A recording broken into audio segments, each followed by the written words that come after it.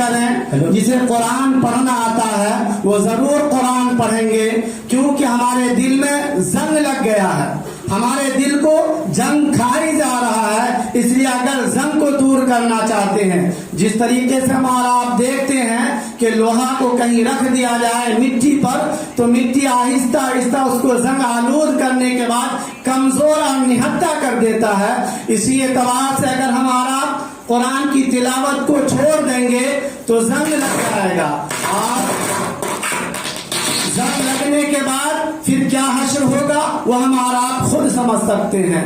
تو آئیے اب میں آپ کے سامنے قرآن کی تلاوت کے لیے شبنم پروین کو اس شعر کے دعوت سخن دیتا ہوں. قرآن کی تلاوت سے آغاز ہو محفل کا، قرآن کی تلاوت سے آغاز ہو محفل کا، اس نور سے پا جائے ہم راستہ منزل کا. علیکم ورحمۃ اللہ وبرکاتہ. اعوذ باللہ من الشیطان